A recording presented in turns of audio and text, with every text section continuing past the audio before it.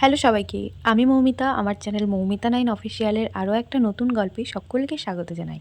আশা করি সবাই ভালো আছেন, সুস্থ আছেন। আমিও অনেক অনেক ভালো আছি।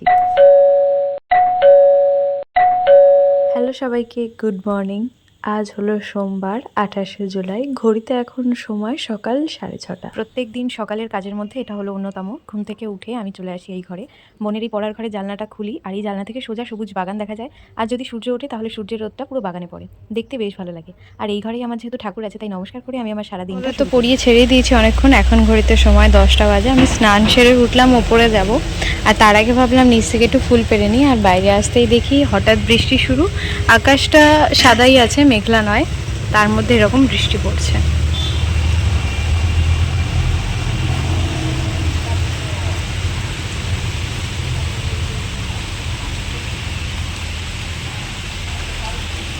বাইরে গেলেই ভিজে যাব, বৃষ্টিটা থামুক তারপর যাচ্ছি। আমি চলে এসেছিলাম ওপরে, আর ওপরে এসে একটা গামলা রেখে গেছি, যে তখন ঝিরিঝিরি বৃষ্টি পড়ছিল, তো যাতে গামলায় একটু জল ধরে। আগের দিন তো বেশিক্ষণ রাখতে পারিনি, তো দেখি কতটা কি জল হলো।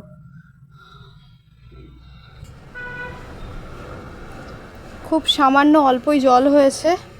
আর নীলকণ্ঠ গাছে কোনো ফুল নেই, এই গাছে দুখানা ফুল আছে, একটা সাদা আর একটা গোলাপি। সাদা ফুলটাকে নিয়ে যাব ঠাকুরকে দেব বলে। আমি তো এখানে জল নিয়ে নিচে চলে এসেছি, আর বুনু অনেকক্ষণ আগেই ওপরে চলে এসেছে, এসেও এখানে ফুল ছাড়াচ্ছে। আর আমি কিছু আজকে বাগান থেকে লাল ফুল তুলেছি, যেন সাদা ফুল নেই। বড় গামলায় করে তো বৃষ্টির জল নিয়ে এসেছি, কিন্তু এই গামলায় করে যেহেতু বাবার মাথায় জল ঢালবো, তো এই ছোট্ট গ্লাসটাকে পরিষ্কার করে রেখেছিলাম। প্রথমে আগে এর মধ্যে জলটা নিয়ে নিলাম, যাতে জলটা অন্য কোথাও রেখে নষ্ট না হয়। কয়েকদিন যাবৎ একদমই বেশি ফুল পাওয়া যাচ্ছে না, তো কয়েকটা সাদা ফুল পেয়েছি। তো তখন কাকা ছিল বলে কাকা ওপরের ডালটা নামিয়ে দেওয়াতে টগর ফুলগুলো পেয়েছি, দুটো কলকে ফুল পেয়েছি। আর ওই কাঁটাটা আগের দিন বান্ধবীর বাড়ি গেছিলাম, ওখান থেকেই নিয়ে এসেছি। আর গোলাপির আর লাল রঙের যে রঙ্গন ফুলগুলো তুলেছি, ওটা দিয়ে বুনু এখানে মালা গাঁথতে শুরু করেছে। আর তার সাথে একটা থালার মধ্যে আমি ঘি, মধু, চন্দন আর এই যে বৃষ্টির জলটাকে রেখেছি। তো বুনু করছিল, একটু লেট হয়ে যাচ্ছিল, তাই বললাম দে আমাকে, আমি করি, তুই ততক্ষণ আর যা যা জিনিস লাগবে সেগুলো জোগাড় করে ফেল। তো এখানে বুনু আমার হাতে দিয়ে দিয়েছে, আর এখানে ঝটপট আমি মালা গাঁথতে শুরু করেছি। আমার তো এখানে মালাটা প্রায় অর্ধেক গাঁথাই হয়ে গেছে, তো তার মধ্যে দেখি বৃষ্টি শুরু হয়েছে। তো বুনুকে বললাম যা ছাদ বাগানের ওই ইটের ওপর গামলাটা রেখে, তাহলে বৃষ্টির জল আরও কিছুটা জমবে। তো তার জন্য বুনু চলে গেছে। তো চলো আমি এখানে মালাটা কমপ্লিট করে নিই।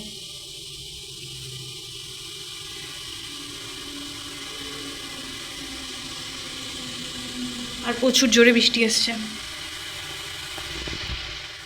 যারা আমার চ্যানেলটিকে সাবস্ক্রাইব করেছো তাদেরকে অসংখ্য ধন্যবাদ, অনেক অনেক ভালোবাসা রইল। যারা এখন অবধি করোনি, ঝটপট চ্যানেলটা সাবস্ক্রাইব করে নিও, আর পাশে থাকা বেল বাটনটা বাজিয়ে দিও, যাতে পরবর্তীতে আসা সকল নতুন ভিডিওর নোটিফিকেশান তোমরা সবার আগেই পেয়ে যাও। এখানে আমার বড় মালাটা বানানো হয়ে গেছে, কিছুটা রঙ্গন ফুল, বেলপাতা, সাদা টগর ফুল আর কলকে ফুল দিয়ে ওই বড় মালাটা বানিয়েছি, ওই যে রাখা রয়েছে।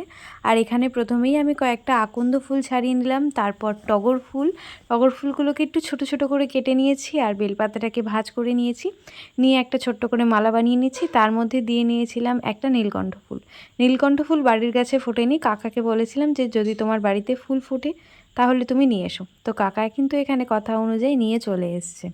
অনেকটা জোরে বৃষ্টি হওয়ার কারণে অনেকটা পরিমাণে জল পাওয়া গেছে। এখন এই জলটাকে একটা গ্লাসের মধ্যে রেখে দেবো। আর বাইরে কি পরিমাণ যে বৃষ্টি হচ্ছে, যাই হোক চলো মালাটা আগে কমপ্লিট করে নিই। এখানে একটা থালার মধ্যে বড় মালাটা, ছোট মালাটা, কাটা, টগর ফুল, বেলপাতা, নীলকণ্ঠ ফুল, সাদা ফুল, সাথে এখানে ঘটের মধ্যে গঙ্গা জল, আকন্দ ফুল, বেলপাতা নিয়েছি। থালার মধ্যে যে বড় গ্লাসের মধ্যে বৃষ্টির জল, সবটা রেডি করে নিয়েছি। আর মহাদেবকে বসিয়ে নিয়েছি এই থালাটার মধ্যে, যাতে সুন্দর করে সাজাতে পারি। তো প্রথমেই আগে ঠাকুরের চরণে দিয়ে নিয়েছি ফুল, আর এখন প্রথমেই আগে দিয়ে নিচ্ছি মধু। যেভাবে পুজোর নিয়ম মায়ের থেকে শিখেছি সেইভাবেই করছি, কিন্তু আমাদের এখানে ঘোষ এখনও আসেনি, ঘোষের থেকে দুধও পাওয়া যায়নি, মানে দুধ জোগাড় করতে পারিনি।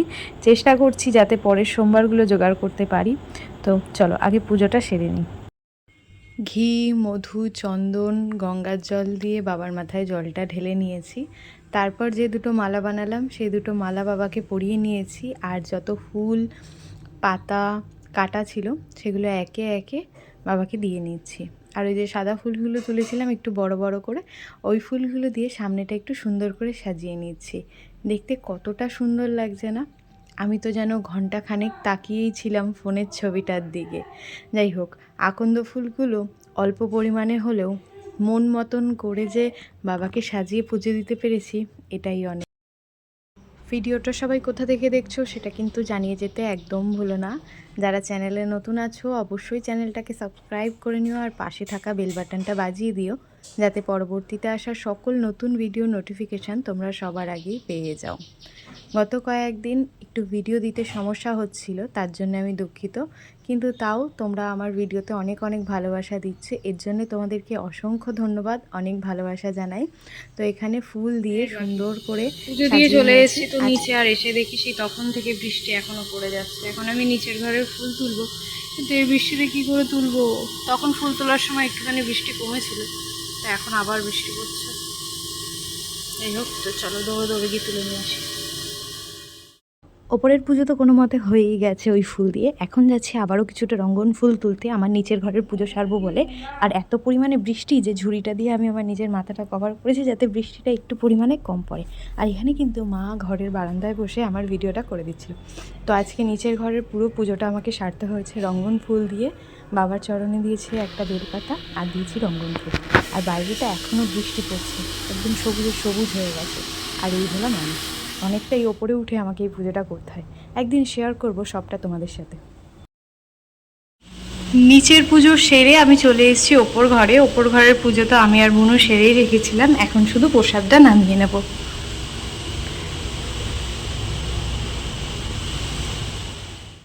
ঠাকুরকে তো নিচেই রেখেছিলাম, নিচে রেখে পুজো দিয়ে প্রসাদ দিয়ে চলে গেছিলাম নিচের ঘরের পুজোটা সারতে। তো এখন চলে এসেছি প্রসাদটা নামিয়ে নেব, আর থালার উপর থেকে ঠাকুরকে গামলায় বসিয়ে ফুল দিয়ে আবারও সাজিয়ে ওপরে যেখানে বসার জায়গা সেখানে বসিয়ে দেব। তো কথা অনুযায়ী কাজ সেটা আমার করা হয়ে গেছে। তো চলো নিচে যাই। নিচে এসে বসে গেছি লাঞ্চের টেবিলে। মা আজকে লাঞ্চের মেনুতে রেখেছে সাদা ভাত আর পনির আলুর তরকারি। মানে নিরামিষ খাওয়ার কারণে মা পনিরটাকে একটু বেশিই রাখছে আমাদের লাঞ্চের মেনুতে। তো যাই হোক, চলো আগে খাওয়া দাওয়াটা সেরে নিই।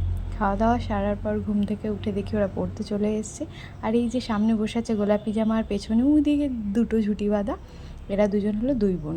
ওরা ওদের স্কুলের গল্প বলছিল যে স্কুলে এটা হয়, স্কুলে মাংস খাওয়ায়, মাংস 2 পিস মাংস দেয়, আরও কত গল্প।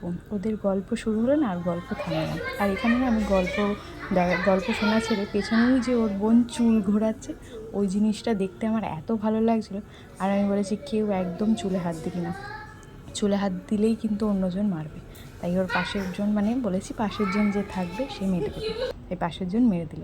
যাই হোক, তো ওরা দুই বোন না এই ছোট্ট ট্যাবটাকে নিয়ে এসেছিলো আজকে পড়ার ব্যাচে। তো আমি বলেছি খেলার জিনিস এনেছিস ঠিক আছে, কিন্তু বের কেন করেছিস, বাজেয়াপ্ত করবো। যাই হোক, সেটা আর করিনি। তো বের যখন করেছে ওদের সবার পড়া হয়ে গেছে, নিতে এখনও আসেনি গার্জিয়ান। তো একজন স্টুডেন্ট বলছে আমি একে আঁকবো, আমি ওকে আঁকবো। তো সেই রকমভাবেই এখানে একজন স্টুডেন্ট আর একজন স্টুডেন্টকে আঁকছে। ওরা কম বেশি প্রত্যেকেই আঁকা শেখে, কিন্তু এত ছোট বয়সে ওদের আঁকার হাতটা এতটাই ভালো, প্রায় ওরা মুখের শেপটা এতটা নিখুঁতভাবে করতে পারে যে জিনিসটা আমি ছোটোবেলায় করতে পারিনি। আর এখানে একজন আঁকছে, বাকি সবাই এখানে দাঁড়িয়ে দাঁড়িয়ে দেখছে। আর ওই যে হলুদ জামা পরে চশমা পরে বসে আছে, ওকেই এখানে আঁকা হচ্ছে, আর আঁকছে এখানে নীল। কম বেশি ওরা প্রত্যেকেই আঁকা শেখে, তাই প্রত্যেককেই বলেছিলাম ঠিক আছে প্রত্যেককে একবার করে দেবো, সবাই আঁকবি আর এঁকে দেখাবি কেমন হয়েছে। সবারটা তোমাদের সাথে শেয়ার করতে পারলাম না, এখানে একজনেরটা শেয়ার করলাম। তো আরও একটা কথা তোমাদের সাথে শেয়ার করে রাখি, আজকে আরও 7টা ভিডিও একদিনে আসবে। তোমরা সকলেই ভিডিওগুলো দেখো এবং জানিও যে তোমাদের কেমন লাগলো। কারণ এক সপ্তাহ আমি কোনো রকম ভিডিও দিতে পারিনি একটু সমস্যা হওয়ার কারণে। আজকে আগের সপ্তাহের ভিডিওটা দিলাম, তো সবাই একটুখানি ক্ষমা করে ভিডিওগুলো দেখো। এখানে কিন্তু ওকে আঁকা হয়ে গেছে, ও চশমাটাও পর্যন্ত এঁকেছে। যাই হোক, চলো আজকের ভিডিওটা এখানেই শেষ করি। সবার কেমন লাগলো অবশ্যই জানিয়ে যেও। যদি কিছু ভালো লেগে থাকে তার জন্য একটা লাইক করো, অবশ্যই কমেন্ট করো। ও এখানে এঁকেছে তো ওর নিজের এত লজ্জা লাগছে, তাই ও বারবার ওইটাকে চাপ দিয়ে ডিলিট করে কেটে দেওয়ার চেষ্টা করছিল। যাই হোক, তো সবাই ভালো থেকো, সুস্থ থেকো। চ্যানেলে নতুন হলে চ্যানেলটা সাবস্ক্রাইব করে নিও, পাশে থাকা বেল বাটনটা বাজিয়ে দিও। নেক্সট ব্লগে দেখা হবে, সাথে থেকো, পাশে থেকো। Thanks for watching.